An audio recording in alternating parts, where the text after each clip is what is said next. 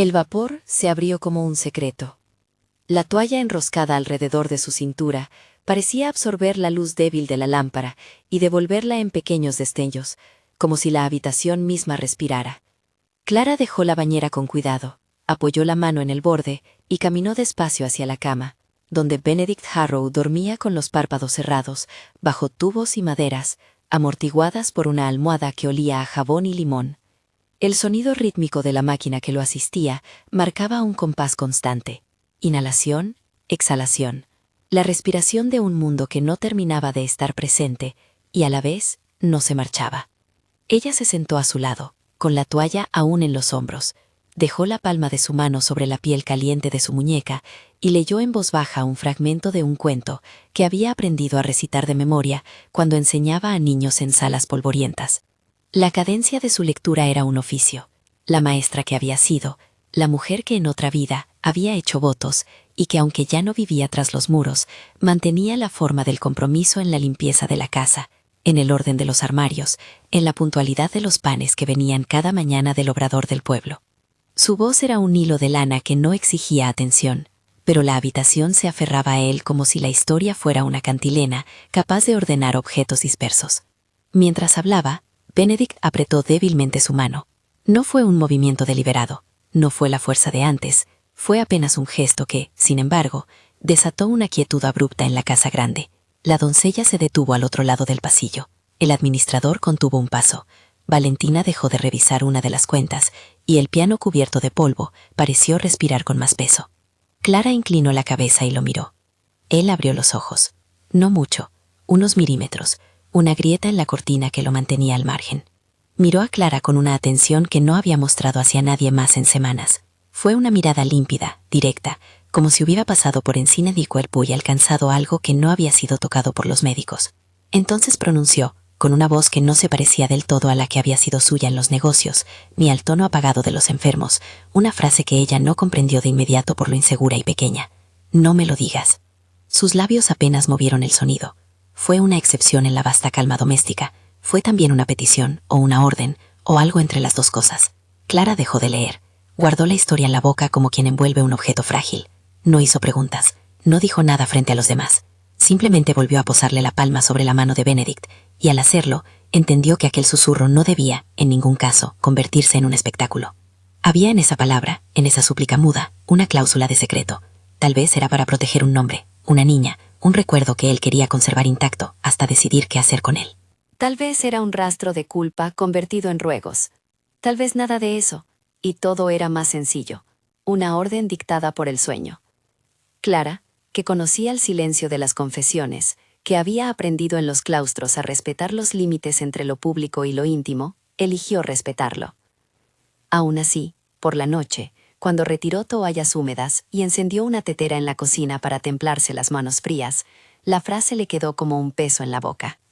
No se la contó a nadie, se la repitió a sí misma varias veces en voz baja, como si al hacerlo pudiera decidir su sentido. «No me lo digas». El olor a limón y jabón se mezcló con el del té. En la penumbra, la casa parecía más grande que ella. A la mañana siguiente, mientras ordenaba las sábanas en el cuarto de lavandería, su dedo se topó con una protuberancia en la tela de una funda. Lo sacó con delicadeza. Era una costura mal hecha, que al abrirla, dejó ver una caja pequeña envuelta en papel.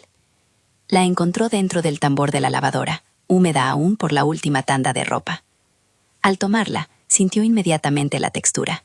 Cartón grueso, borde redondeado por los años, la tapa pegada por cera de vela. Si la casa tenía un latido, aquel era un hallazgo que lo cambió. La caja olía a humedad, a sal y a papel antiguo, un olor que le trajo a la memoria los días en los que había llevado a los niños a la playa y les había enseñado a guardar conchas en frascos. Abrió la tapa con la cautela de quien manipula objetos de altar. Dentro, la primera vista fue la de una muñeca. No era la leche de alguna nostalgia kitsch, era un muñeco cosido a mano, con un vestido que había sido blanco y que ahora mostraba manchas como mapas de alguna tormenta. Sus ojos de botón miraban al techo como si supieran algo que los humanos habían olvidado. Bajo la muñeca, cartas atadas con una cinta que ya no sostenía el color original. Sobre ellas, una medalla, una pequeña pieza de metal con una inscripción casi borrada, y una superficie con la pátina que el tiempo hace a los objetos modestos. Junto a la medalla, una fotografía recortada, apenas un rostro juvenil mirando a la cámara con la seriedad de quien no sabía sonreír para las fotos. Clara tocó cada cosa con la mano envuelta en trabajo. Sintió la cera, el barniz de la medalla que no dejaba leer las letras completas, el papel que crujía con un sonido que era una canción diminuta. Todo aquello formaba una trama que hablaba de infancia, de secretos, de pertenencias que habían sido depositadas con una urgencia callada. Y la frase que Benedict había murmurado la noche anterior regresó como un eco. No me lo digas. No la guardó en su bolsillo ni en su memoria privada. Llevó la caja a su cuarto, la dejó sobre la mesa donde colocaba sus libros de cuentos, y la miró largo rato. En la casa, el hallazgo se convirtió en silencio. Alguien tenía que reportarlo, o alguien tenía que decidir no reportarlo. La familia era una asamblea de intereses y heridas. Valentina, que cuidaba la reputación con la devoción que otros brindan al puesto de trabajo, John, el administrador, que medía los riesgos en cifras, Hope, la empleada doméstica, que se aferraba a la ternura de lo cotidiano, Elena, la abogada, que veía problemas legales como mariposas que rozaban la mesa, y por supuesto Clara, que veía en la caja algo que no podía ser moneda de cambio. La reunión se armó en la biblioteca, con los cortinajes echados. Clara entró con la taza de té aún caliente y puso la caja sobre la mesa como quien presenta una reliquia. Al abrirla, allí delante de ellos, todo el lugar pareció contener la respiración. Valentina miró a la muñeca con mezcla de curiosidad y temor. Si esto es lo que sospecho, dijo, puede arruinar reputaciones. ¿Sabes lo que ocurriría si esto llegara a manos equivocadas? Si esto es lo que ustedes piensan, no es por el objeto en sí, respondió Clara con voz tranquila. Es por la vida que ese objeto nombra. No era una hipótesis legal, era una frase que exigía amabilidad. Nadie en la mesa cuestionó que aquello podía significar una hija en la sombra, una promesa incumplida, una ausencia que había sido comprada con silenciadores, y que ahora volvía a algo parecido a la luz. El objeto no era prueba forense, era un rastro afectivo, y para Clara eso bastaba. Elena frunció el ceño y preguntó por la cadena de custodia, por si la caja había de presentarse en tribunales, por el costo reputacional. John trató de calcular la exposición mediática. Hope acarició la muñeca y se la acercó a la cara, como quien mira el retrato de una hija que no tuvo. Valentina repitió la palabra reputación, como si fuera un juramento. Nadie, sin embargo, parecía pensar en la persona a la que aquella caja podría pertenecer, si es que pertenecía a alguien. La joven cuyo nombre tal vez aparecía en las cartas o la fotografía. Clara habló entonces con la serenidad de quien ha hecho votos de silencio y sabe cuándo romperlos. Puso reglas sobre la mesa, que no eran tácticas defensivas, sino decretos éticos. Primero, dijo, esto no sale de aquí sin propósito. Segundo, no se utiliza como moneda. Tercero, si hay una persona que pueda estar afectada, se le busca con respeto y aviso. No la buscamos para exigir sentimientos, la buscamos para ofrecer la posibilidad de saber y elegir. No la mostramos a los periodistas. Y por último, todo movimiento fuera de este cuarto será decidido por quienes buscan reparar, no por quienes temen al nombre. Su voz no fue una instrucción fría. Tenía en ella la cadencia de la maestra que llama la atención con la mirada, de la mujer que una vez enseñó a resolver conflictos entre niños en un patio. Era una regla de cuidado, redactada no en términos de prensa, sino en términos humanos. A los presentes les quedó claro que no iba a ser fácil, pero que si se iba a hacer, se haría con manos transparentes, y sobre todo, con el consentimiento de quien debía saber. La frase «no me lo digas» pesó de nuevo en la conversación. Algunos interpretaron que Benedict había querido proteger la privacidad de alguien. Otros creyeron que era un gesto involuntario que no significaba nada. Clara, en cambio, sostuvo que la frase pedía prudencia. Si él me lo dijo a mí, añadió, es porque en su mente había algo que no quería en titulares. Eso merece respeto. Al final de la reunión se trazó un plan discreto. Conservar la caja en una habitación con llave, hacer copia de las cartas y traducir o descifrar lo que fuera necesario por manos que no filtrarían la historia. Elena habló de solicitudes de paternidad, de derechos, de documentos. John se encargó de la logística, transporte, archivos, permisos.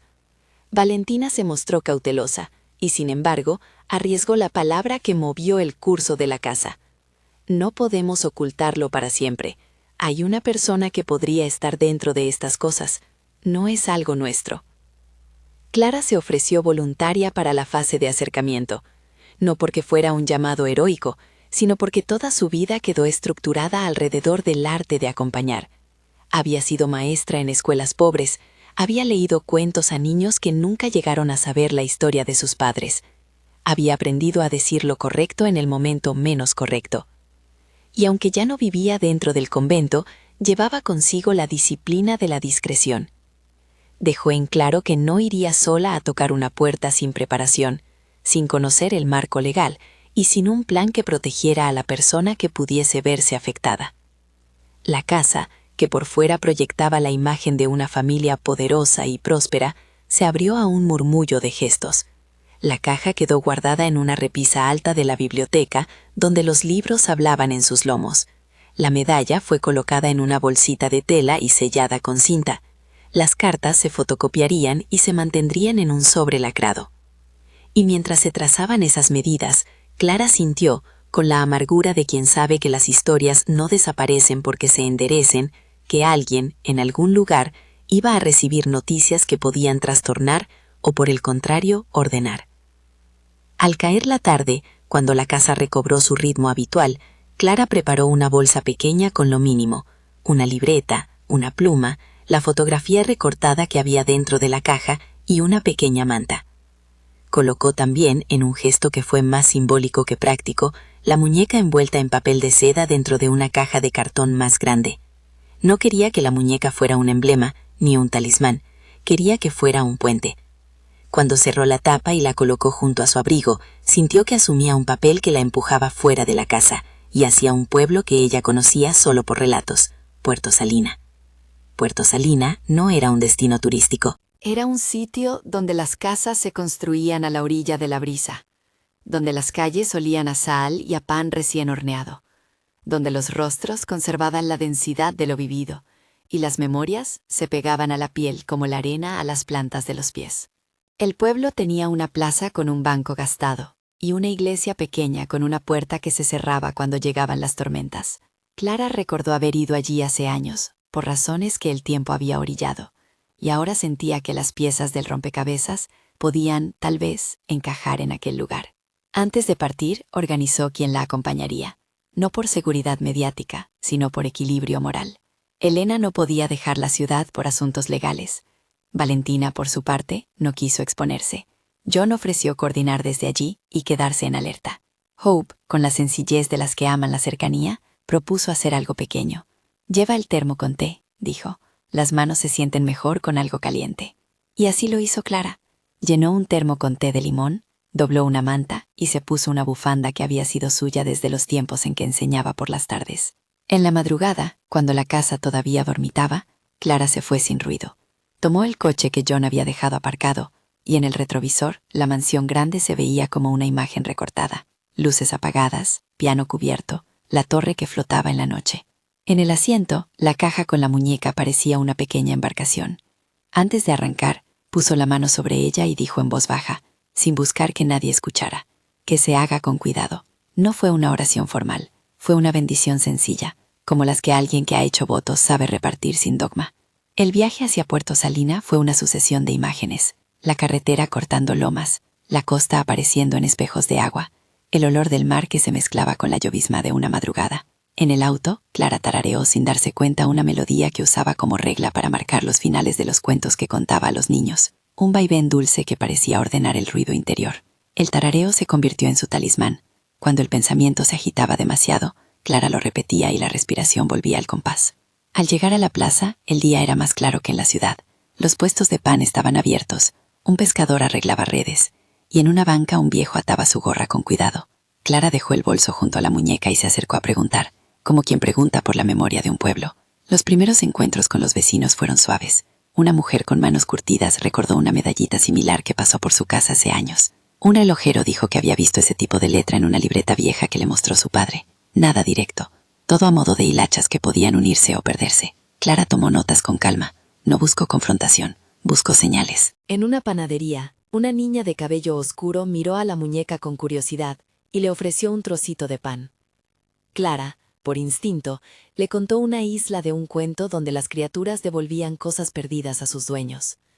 La niña no entendió del todo, pero sonrió, y luego, sin pedir permiso, Tarareó la misma melodía que Clara había traído consigo. Fue un instante de reconocimiento, la música pequeña actuando como puente entre desconocidos. Clara sintió que seguía el hilo correcto. En la plaza, mientras tomaba té en una taza que alguien le había cedido, vio a una joven cruzar la calle con una caja de cartón en las manos. De lejos, algo en su gesto le fue familiar. La forma de abrazar la cartonera, la atención con la que la joven miraba al frente, una especie de protección. Clara la observó, controlando la inclinación de su propio cuerpo hacia la curiosidad. No era momento de perseguir sombras. Pensó en la regla que había impuesto en la biblioteca: permiso primero. Regresar sin más quizás sería prudente, pensó, pero la presencia de la joven le dejó una impronta, como si la plaza hubiera depositado allí una posible pieza. Decidió seguirla a distancia, manteniendo el respeto y evitando que la joven notara que era vigilada.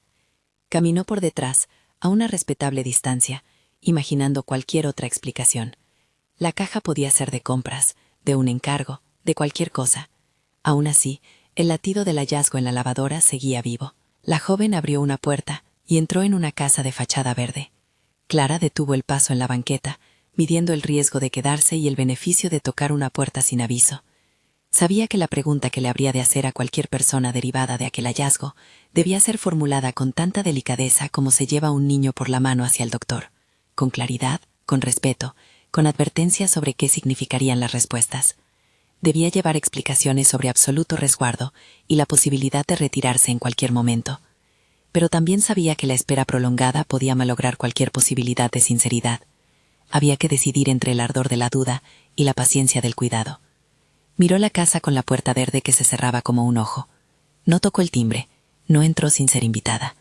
Las reglas que había trazado seguían en su cabeza como una partitura. Había venido para ofrecer, no para demandar. En el umbral, un ruido de platos. Clara se quedó a observar la ventana por un momento más, y desde allí, la imagen que se formó en su mente no fue la de una potencia legal en juego, ni de un escándalo en ciernes. Fue la imagen de una niña recibiendo un cuento, en una voz que no la obliga a guardar nada. De una mujer que, en algún tiempo, pudo haber sido la que envió cartas y medallas, y que ahora quizá era una madre que desconocía la existencia de su propio acto. El calor del té se filtró por la taza entre sus dedos. Su maestra interior le recordó que la primera palabra para una historia rota es la paciencia. Entonces, con la misma calma con la que había presentado la caja en la biblioteca, Clara decidió que lo correcto era recoger información sin exponer nombres. Volvió a la plaza, hizo una lista de preguntas que no eran trampa legal, sino preguntas de cuidado. ¿Conoce usted a alguien llamado Harrow? ¿Ha visto alguna vez a este hombre? ¿Ha notado a alguien que llegara tarde a las estaciones de tren hace años? ¿Sabes de alguna medalla así? Fue un trabajo de costura, puntadas pequeñas, sutura de recuerdos. Al caer la tarde, cuando el sol dejaba un rastro dorado en las tejas, John llamó desde la mansión. Había preparado documentos y contactos, registros de bautismos, archivos antiguos, planificación de un encuentro que fuera seguro y sin cámaras.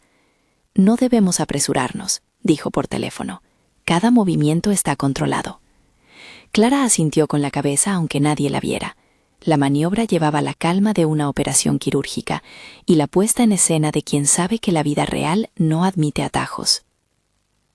Esa noche, en una posada modesta, mientras la lluvia comenzaba a tamborilear en el tejado, Clara sacó las cartas que había fotocopiado y las leyó en voz baja. La tinta era cursiva, el papel de otro tiempo. No eran demandas de fama ni reproches, eran líneas de una vida que hablaba de miedo, de promesas, posiblemente incumplidas, de un hombre que había cruzado mundos sin medir las consecuencias. Entre pliegues había nombres que eran diminutos, diminutas firmas, diminutos ruegos. Clara trazó con el dedo las letras, como si pudiera reencontrar una voz en ellas. Sentada en esa habitación con la muñeca a su lado y el sonido del piano lejano en su memoria, pensó nuevamente en la frase de Benedict: «No me lo digas».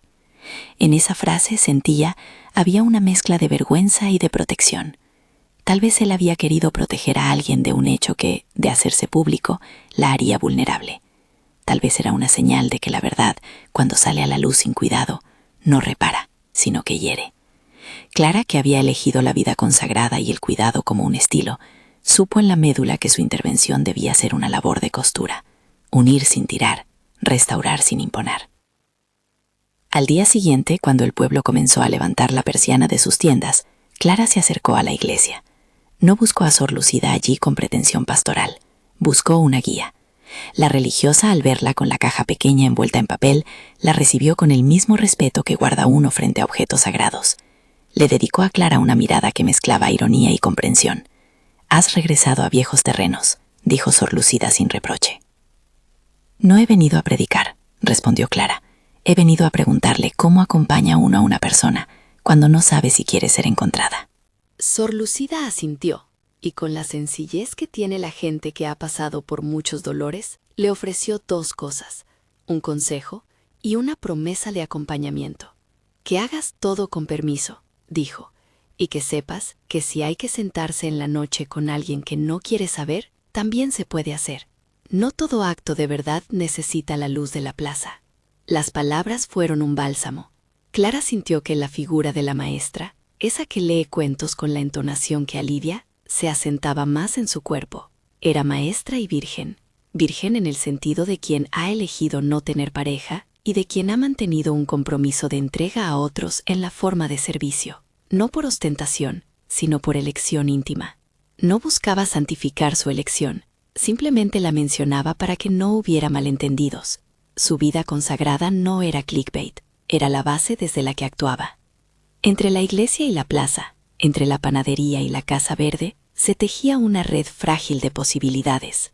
Clara supo que el camino que había elegido no era el de las cámaras, ni de las grandes declaraciones. Era el de las manos que sostienen la muñeca con cuidado, y de las palabras que se van poniendo como ladrillos para reconstruir una casa que no se derrumbe al primer viento. Comprendió también que proteger la dignidad de otros a veces exige dejar que la verdad llegue con la cadencia que el afectado pueda tolerar. El día avanzó, y las piezas empezaron a moverse con lentitud. Había quienes en la mansión miraban al horizonte con preocupación, y quienes en los cafés especulaban sin saber. Pero Clara se mantenía firme en su ritmo, palabras medidas, pasos lentos. Antes de que la tarde cerrara, recibió un mensaje por parte de un contacto en el pueblo. Alguien había mencionado a una joven con una medalla similar a la encontrada. La dirección era imprecisa, pero era hilo. Clara guardó la libreta, recogió la muñeca y se dirigió hacia donde la pista le indicaba, sintiendo que el viaje había pasado de ser un encargo a una responsabilidad que tocaba los límites de lo que significa acompañar sin vulnerar. Entró en una calle angosta y encontró una casa con la puerta de madera entreabierta. Al lado, colgando en una ventana, una tela ondeaba al viento. Desde fuera se percibía el eco de una radio y el perfil de una mujer joven que movía cosas en la mesa. Clara respiró hondo. Tenía en la bolsa la copia de las cartas y la fotografía. Sabía que el encuentro debía ser ofrecido, nunca impuesto. Y así, apoyó la palma de la mano en el umbral y llamó con una voz que llevaba la cadencia de los cuentos que arrullaban los miedos. La puerta se abrió. Una joven la miró con sorpresa. Clara sostuvo la mirada, mostró la foto con cuidado y dijo con una postura que era menos interpelación que ofrecimiento: «Disculpe, traigo algo que puede ser suyo. Quiero decirlo con cuidado». La joven ladeó la cabeza. Por un instante, el mundo se redujo al espacio entre las dos mujeres, al silencio que pesa antes de que una historia decide si salir desnuda al sol o quedarse cubierta. Clara no forzó, no tiró de la cinta, dejó que la joven tuviera la elección. Y en ese punto, decidió que su trabajo, más que revelar, era acompañar la posibilidad de una elección que no fuese violenta. Afuera, la tarde se inclinó hacia el ocaso. El mar no se veía, pero la brisa alcanzaba a traer un olor salino. Clara, concentrada en la joven que sostenía la fotografía entre sus dedos, tuvo la sensación de estar en el umbral de algo que iba más allá de un reencuentro. Era la posibilidad de devolver un nombre a su dueña. Pero también sabía que poner un nombre de vuelta en la boca de alguien es a veces abrir una herida que necesita tiempo para cicatrizar. La joven alzó los ojos y dijo una sola palabra: «¿Por qué ahora?». Era una pregunta tan simple y tan compleja que no había protocolo que la cubriera por completo. Clara respiró, buscó la forma más honesta de responder y decidió empezar por lo esencial. La verdad, pero sin la exposición. Explicó que había hallado una caja en la casa de un hombre que estaba enfermo, que entre los objetos había indicios de una relación antigua, que su intención no era otra que ofrecer información y dejar que la joven decidiera qué quería hacer con ella. La respuesta de la joven no fue inmediata. Sus ojos se nublaron con la sorpresa y quizá con memoria. El silencio que siguió fue una pausa que contenía la historia por venir. Clara sintió el peso de aquello, la posibilidad de una restitución, sí, pero también la fragilidad de una vida que puede verse alterada al conocer su propio contorno. Clara no pidió más, no ofreció discursos, se limitó a sostener la mirada y a mantener la apertura. Sabía que el cuidado tiene la forma de quien espera sin imponer. Y por primera vez desde que encontró la caja en la lavadora, comprendió con más claridad que su oficio no era el de arreglar el pasado, sino el de acompañar la forma en que alguien decide habitarlo. Mientras cerraba la puerta tras de sí lentamente, con el eco de aquella palabra no resuelta, Clara supo que había cruzado un umbral que la llevaría más lejos de lo que había pensado cuando puso la mano en la mano de Benedict. Había muchas preguntas en el aire. ¿Qué era exactamente lo que Benedict había querido proteger? ¿Quién era esa joven? ¿Qué historia contaban las cartas? Pero sobre todo, sabía que la decisión de cómo avanzar pertenecería a quien estuviera en el centro de la historia. Se quedó por un momento en la calle, con la muñeca envuelta en papel dentro de su bolsa, y tarareó la melodía que la había llevado hasta allí. El tarareo, en esa soledad, no era ya una muletilla, sino un juramento. Seguiría con paciencia, con cuidado, y respetaría el ritmo de quienes debían decidir. Entonces, con la luz del crepúsculo en el rostro, emprendió el camino de regreso, sabiendo que la verdadera tarea apenas había comenzado. Clara volvió a la casa con la bolsa pegada al cuerpo, como si llevara dentro un animal pequeño que debía protegerse del viento. La noche la recibió cerrando sus ventanas. En la mansión, las lámparas parecían haberse quedado en la costumbre de no revelar demasiado. Puso la caja sobre la mesa de su cuarto y la dejó a la vista, como quien no quiere olvidar por qué partió. Abrió de nuevo las cartas fotocopiadas y dejó que las frases de tinta antigua le bajaran el pulso. No había allí juicios, sino heridas que habían aprendido a esconderse en dobladuras. Antes de planear un encuentro, habló con John. La conversación fue breve y precisa. Logística, horarios, qué pasos legales convenía tomar antes de cualquier contacto. Elena preparó un breve protocolo para ofrecer a la joven: explicación, resguardo de información, posibilidad de retirarse en cualquier momento. Valentina, aún recelosa, aceptó que la discreción había de primar. Hope insistió en que en todo momento hubiese una taza de té lista y alguien que supiera escuchar. Clara anotó todo, no por desconfianza, sino por la costumbre que tienen las maestras de anotar lo que va a decir, para que las palabras no se pierdan en el camino. En la mansión, la vida siguió su ritmo con la delicadeza de un reloj antiguo. Benedict permanecía estable, ni empeorando ni mejorando, una especie de silencio con respiración. Clara siguió visitándole diariamente. Lo que la gente no veía era que su presencia, más que técnica, era un hilo. Poner la cadencia de la voz, un cuento, un tarareo, una canción infantil que parecía dejar huellas en la mente del hombre. A veces, recostada en una silla, leía sin mirar. Otros días le hacía escuchar grabaciones que ella misma había preparado. Cuentos suyos con la cadencia de maestra, frases que hablaban de puentes y de perdones, de islas que devuelven cosas perdidas. Fue en una de esas tardes cuando John le propuso una idea práctica. ¿Y si Benedict grababa su voz? No para juicio, dijo John en voz baja, sino para orden, para dejar que él mismo cuidara lo que había sido suyo. Clara pensó en la medida. No era una solución clínica, era una forma de dar autonomía a quien, por la fragilidad del cuerpo, podía sentir que las decisiones le eran arrancadas. Con cuidado, organizaron sesiones breves, un micrófono sencillo, el piano tapado en una esquina, la luz templada. Clara entraba con el libro y la taza, y se sentaba de flor en flor, breve, precisa, para sostener la cadencia. Las primeras grabaciones fueron fragmentos inofensivos, una frase de un cuento, un trozo de música, la lectura de una carta sin nombre. Benedict, acostado, escuchaba con los ojos cerrados. A veces su mano buscaba la de Clara y la apretaba. En una de esas ocasiones, al escuchar su propia voz en el aparato, abrió los ojos con una claridad súbita, como si la voz le hubiera puesto delante un espejo. Miró a Clara y dijo, casi sin fuerza, «Eres la que lee». No dijo «mi lectora», ni nombró empresas ni deudas. Llamó a Clara por lo que él había tenido delante en sus noches, la maestra que leía cuentos. Fue una palabra pequeña, precisa como una piedra que encaja, la que lee. Para la familia, aquel reconocimiento fue un rayo que no iluminó mucho. Para Clara, fue la confirmación de que su oficio había dejado huella. Nada de aquello se volvió público. La grabación quedó sellada en un disco que Clara mantuvo en una cajita. No se trataba de retener pruebas, ni de montar pruebas. Se trataba de que la voz del interesado tuviera lugar en la historia que otros podían escribir. Cuando Benedict susurró que no quería que ciertas cosas se supieran, lo dijo con la voz que ponen los hombres que han aprendido a guardar secretos también por protección propia. Clara fue testigo de esa petición, y la tomó como un mandato, respetar, hasta que el dueño de la historia decidiera otra cosa. La búsqueda de Isabela continuó a su ritmo de costura, puntadas suaves, hilos que se pasaban de mano en mano. En Puerto Salina, un nombre arqueado en una libreta de la iglesia, una referencia de una vecina, un recuerdo borroneado. Un día la nota llegó clara. Isabela Duarte, vive en la Casa Verde, esquina del Panadero. No quiere prensa. Si viene alguien, que venga sin cámaras. Si le traen noticias, que sea en persona.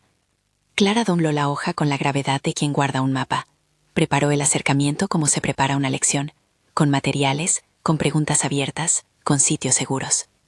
El primer intercambio entre Clara y la joven no fue en la puerta de la Casa Verde, sino en la cocina de un barcito de la plaza, junto a una mesa que había sido barrida tantas veces que su madera guardaba el recuerdo de cientos de dedos.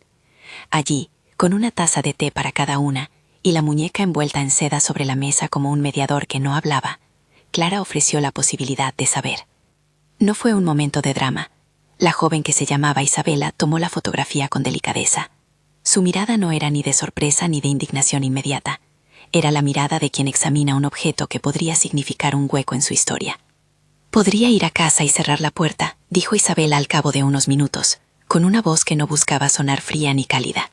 «O podría escuchar». Clara agradeció la sinceridad. Le explicó, en frases cintadas de honestidad, que en la casa de Benedict se había encontrado una caja con objetos que parecían nombrar a alguien. Le ofreció la copia de las cartas, la posibilidad de leer, de llevarse las cosas, de decidir si quería contacto con el dueño del hogar donde se hallaron. No hubo prisa, no hubo presión. Solo reglas, ninguna prensa, todo con permiso, y la posibilidad de retirarse en cualquier instante. Isabela no dio una respuesta definitiva esa tarde. Sí pidió tiempo, y pidió una condición. Si decidía ver a quien quizá había sido parte de su vida, quería hacerlo con alguien que no fuese abogado ni cronista, sino con alguien que supiera poner palabras cuando los silencios se vuelven duros. Le habló con claridad de su propia vulnerabilidad. Dijo que no buscaba imposiciones. Clara prometió estar ahí, no como quien arregla, sino como quien acompaña la forma en que una persona elige mirar su pasado. Volvieron a la mansión con un plan. Fases. Primera fase, información. Isabela podía leer las cartas en privado. Segunda, comunicación indirecta, mensajes escritos o grabados. Tercera, encuentro neutral si así lo decidía la joven. Elena, redactó un documento que ofrecía esa protección. Pautas, límites, consentimiento explícito para cualquier encuentro. John acondicionó un pequeño salón en la biblioteca como sala neutral. Sor Lucida ofreció la sacristía de la iglesia como alternativa, un lugar donde las cosas se dicen con la quedencia de lo sagrado y el silencio. Mientras eso se organizaba, Benedict mostró lentamente destellos más claros de atención. Había días en que su mirada se perdía en las sombras, otros, sin embargo, su voz encontraba palabras sueltas que parecían pertenecer a un mapa infantil: la escuela, pan, mimar. Una noche, al escuchar a Clara leer un cuento sobre una niña que devolvía conchas perdidas a su dueño, Benedict sonrió con esa sonrisa que no llega por un gesto del cuerpo, sino por algo que sucede en los pliegues de la memoria.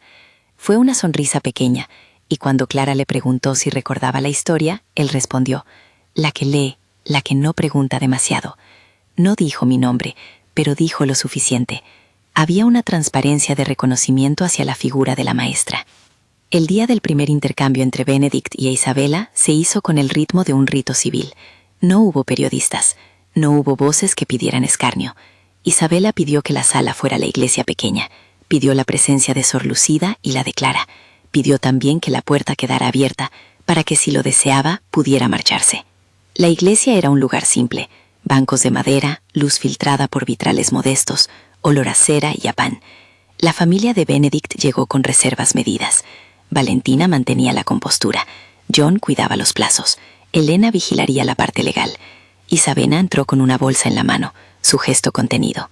Benedict en su silla llevaba una manta sobre las piernas. Sus ojos, cuando la vio, no se encendieron como en las películas. Fue más bien una apertura, un reconocimiento titubeante. Miró primero a Clara, como buscando un ancla, y solo después a la joven que estaba de pie. Durante los primeros minutos, el intercambio fue de silencios con pequeñas puestas en marcha. Clara, sentada en un banco cercano, empezó a tararear sin que nadie le pidiera nada. No era una melodía grandilocuente. Era la melodía que había traído desde el primer viaje, la que cerraba historias en las aulas. Un vaivén simple que parecía marcar los tiempos de la respiración. La música actuó como una señal para el cuerpo. Relajó hombros, mitigó rigideces, dio permiso al llanto o a la palabra. Benedict habló primero. Su voz estaba gastada, pero era coherente. Dijo cosas que hablaban de confusión, de horas que no recordaba, de viajes de negocios con huecos que nunca llenó. Dijo que si había faltado, no podía ahora ofrecer reparaciones que exigieran más que su presencia. No pidió perdones grandilocuentes, ofreció, con humildad, la posibilidad de escuchar. Su mirada volvió a Clara, y con una sorpresa que cortó la sala, pronunció una sola palabra que dejó a todos en un hilo. Clara. No fue un reconocimiento público de paternidad, ni una confesión que cerrara el libro. Fue en cambio la revelación de que en la red de su memoria, ella tenía un lugar singular. Solo él, en ese momento, parecía recordar a la mujer que le llevaba cuentos y le sujetaba la mano. Para Clara, la mención de su nombre le vino como un frío vértice y un alivio. El hombre al que cuidaba la reconocía como maestra, como presencia que había marcado algo indeleble. Los demás oyeron el nombre y lo recibieron en silencio, sin forzar interpretaciones. Isabela escuchó las palabras de Benedict. Su rostro no se abrió ni se cerró del todo. Preguntó cosas que eran prácticas y auténticas. ¿Por qué no supo? ¿Qué hizo cuando se enteró? ¿Qué quiere ahora? Benedict respondió sin afanes. Hablaba de lapsos, de decisiones que quizá no comprendía, de cartas que había enviado y nunca recibió respuesta. Dijo con voz aclarada por la emoción que no pretendía comprar explicaciones, pretendía, si ella lo permitía, ofrecer atención y, sobre todo, la posibilidad de que cualquier relación entre ellos se tejiera con el ritmo que Isabela decidiera. Los minutos que siguieron no fueron para absoluciones. No hubo «todo está bien» ni «ahora lo arreglamos todo». Hubo preguntas y respuestas medidas, y por encima de todo, el trabajo de alguien que sabe sostener el silencio, Clara. A cada gesto de tensión, ella dejaba que su tarareo volviera a la sala. A cada instante de duda, abría el libro en una página neutra y leía un fragmento que no forzaba nada, que solo devolvía la voz humana a su lugar. En un momento, Isabela dejó caer la cabeza sobre la mano y, sin decir nada, escribió una frase en un papel que después dejó sobre el banco. Necesito tiempo. El encuentro terminó con un acuerdo simple. Isabela aceptó recibir cartas dirigidas a ella y escucharía en un momento posterior mensajes grabados donde Benedict pudiera explicar, si lo deseaba, sin presiones, lo que recordaba. No aceptó visitas no negociadas. Pidió además que se le respetara el anonimato. Todos lo aceptaron. Fue una salida por la puerta lateral, sin gestos grandilocuentes, con una tibieza que no era la del perdón, sino la del comienzo de algo que podría, con paciencia, tomar forma. En la mansión se respiró una calma nueva, frágil y trabajada. Valentina miró a Benedict con una mezcla de alivio y cautela. Hope limpió la iglesia en un gesto que parecía de buena suerte. John anotó los plazos. Clara, al volver a su cuarto, colocó la muñeca en la repisa junto a un libro abierto por un cuento sobre los puentes que se construyen con manos pequeñas y grandes. Esa noche, Benedict pidió a Clara que le leyera algo más largo. Ella accedió, y mientras la historia llenaba la habitación, él cerró los ojos con la seguridad que da un hilo tendido. La maestra estaba allí. El acto de recordar no fue instantáneo ni pleno. Benedict ganó poco a poco más fragmentos. A veces repetía un nombre, a veces solo un gesto, la manera en que Clara doblaba la esquina del libro con el índice, el tarareo antes de cada final. Hubo cosas que no volvieron jamás, costumbres de negocios, cifras, ciertas caras. Pero la figura de la mujer que le leía, su voz y su tacto, sí encontraron un sitio más estable en su memoria. Para él, Clara era la llave que permitía abrir puertas con menos ruido. La familia, sin embargo, tuvo que asumir que los procesos no se cerraban con un día. Algunos querían más rapidez, otros entendieron que la reparación no se mide en titulares. Valentina, con la peculiaridad de quien cuida una casa y una reputación, hizo lo necesario para que no hubiese filtraciones. John, que siempre pensó en los riesgos como en números, aprendió a medir veces la urgencia y a veces el silencio. Clara, por su parte, siguió siendo la que estaba, una maestra que lee y una mujer que eligió el celibato como forma de vida, no por exhibición, sino como un modo de servicio. Decía virgen la gente en la mansión, a veces con torpeza. Clara, cuando la palabra aparecía, la recibía con calma y aclaraba. Su vida consagrada era un marco desde el que actuaba, no una marca ni un titular. Las cartas empezaron a llegar en sobrecerrados. Benedict las dictaba con voz entrecortada. Clara las transcribía y las pasaba a Isabela a través del correcto conducto. Algunas cartas fueron breves. Si aceptas, puedo escuchar. Si no, respetaré. Otras tuvieron la tentación de justificarse, y Clara las suavizaba con su exégesis de maestra. Quitaba lo que sonaba obligación y dejaba lo que era sincero. Esos intercambios no construyeron de inmediato una relación padre-hija. Construyeron más bien la posibilidad de un diálogo. Isabela respondió con cartas que pedían tiempo, que hablaban de sus propios miedos, que no buscaban absolución sino certeza de que no se le obligaría. Un día, al abrir un sobre de Isabela, Clara encontró un dibujo, una figura pequeña con una muñeca en la mano, un sol de papel en la esquina y una frase en letra apretada. Si es cierto, quiero conocerle a mi ritmo. La frase era una petición de control, y en su lacónica sinceridad era la forma más auténtica de pedir cuidado. Clara dobló la hoja y la puso en su libro de cuentos como quien guarda una lección. La restitución se teje así, con paciencia y permiso. Con el tiempo, Benedict empezó a recuperarse de formas prácticas. Más movilidad en las manos, mayor coherencia al responder. No llegó a recordar todo. La memoria siguió siendo selectiva. Pero hubo un momento que la familia guardó como un día aparte. Benedict, en un instante de lucidez que no pudo reducirse a un gesto, se sentó en la cama con cuidado y dijo en voz alta, para todos en la habitación: «Quiero decirle a alguien que lo siento». No explicó de inmediato a quién ni por qué. Era una señal de voluntad. Clara, en silencio, supo que esa voluntad debía expresarse de la manera que protegiera a Isabela, mediante cartas y mensajes antes de un encuentro cara a cara. Ella misma ayudó a redactar y a modular los tonos. Sugirió que Benedict grabara no solo palabras de disculpa, sino también preguntas honestas, porque pedir perdón sin preguntar puede sonar a exigencia. El encuentro final que ellos negociarían no fue una escena de reconciliación teatral. Fue, en cambio, una mañana templada en la que Isabela aceptó recibir una grabación en la que Benedict, en su voz fragilizada, decía con tiempo y con honestidad lo que aquel hombre recordaba y lo que no. Al finalizar, la grabación incluía una pregunta: ¿Quieres que nos veamos alguna vez? Isabela la escuchó una y otra vez. Lloró sin guardarse el llanto, y luego dejó sobre la mesa unas palabras: «No sé. Dame una señal cuando pueda». Esa señal para ella no era un mandato, era un compromiso de espera. A partir de ese momento, la relación entre Benedict e Isabela se fue construyendo por etapas pequeñas. Cartas, llamadas mediadas por Clara, mensajes escritos con preguntas sin presión.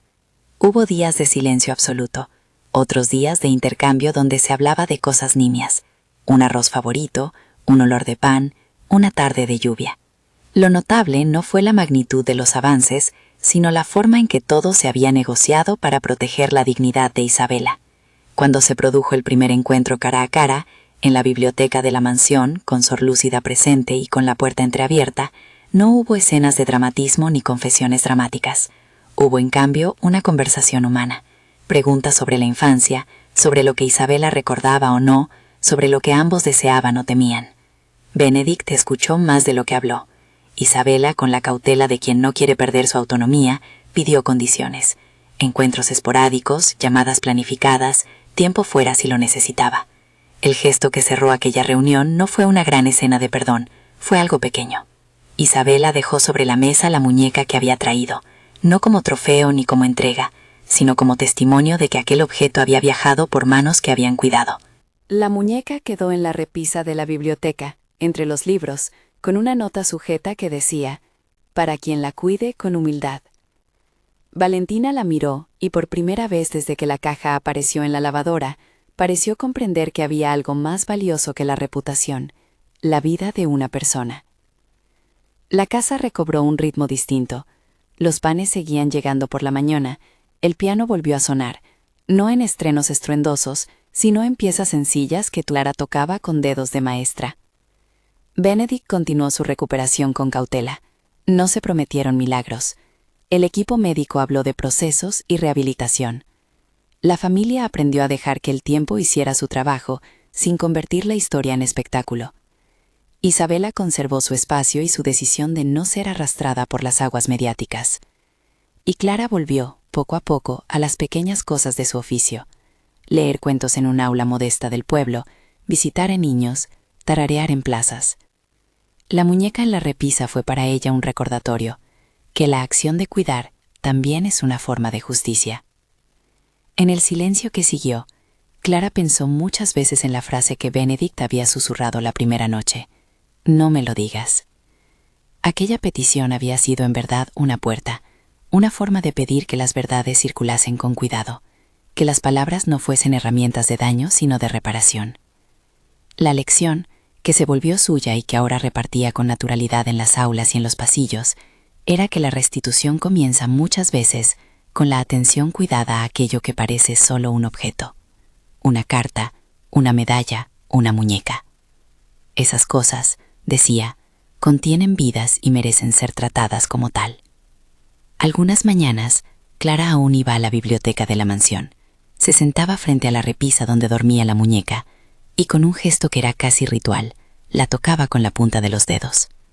Tarareaba la misma melodía que había llevado a Puerto Salina y a veces, cuando nadie la veía, le hablaba en voz baja a quien quisiera oír: que se haga con cuidado.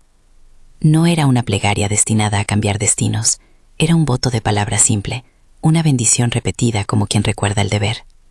La familia, por su parte, aprendió a convivir con la ambigüedad. Valentina, que había vivido defendiendo la imagen ante todo, encontró pequeño consuelo en la idea de que cuidar podía ser también una forma de proteger la esencia de alguien. John se volvió menos numérico y más humano en sus cálculos. Hope siguió siendo la voz de lo cotidiano, llevando tazas de té al salón cuando la nostalgia golpeaba. Y Sor Lúcida se convirtió en el soporte de quienes, en la ciudad y en el pueblo, buscaban una presencia que no juzgara sino que acompañara.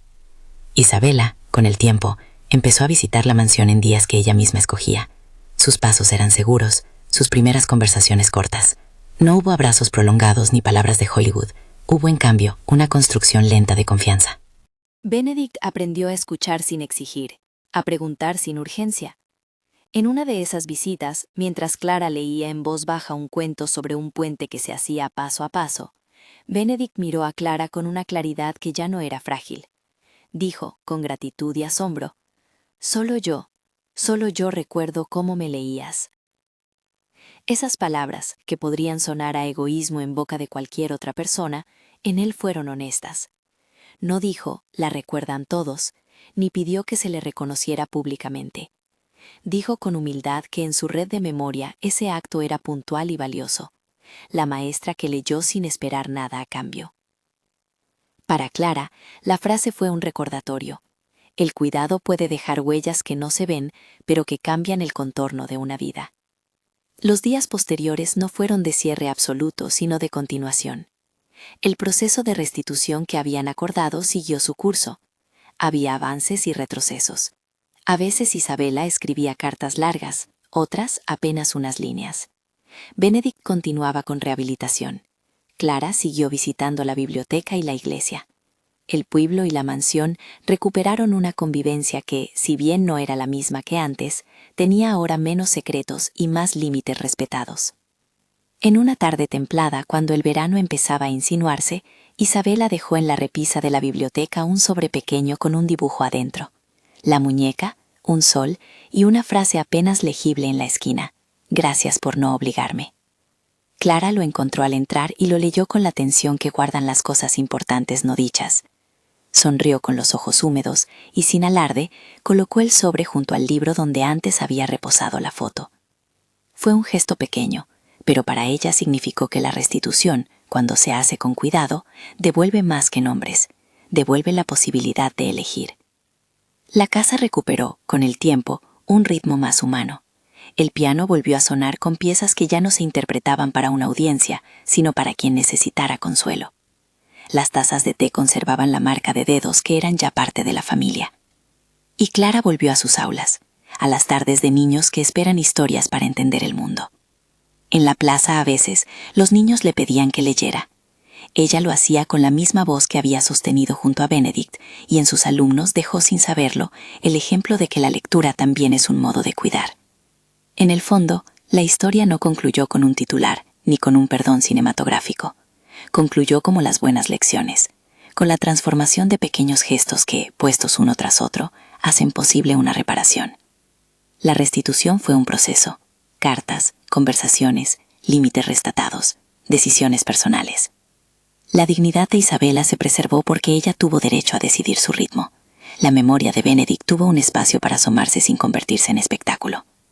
La maestra, Clara, la mujer virgen por elección, encontró en su oficio la confirmación de que leer, acompañar y respetar son actos que reparan.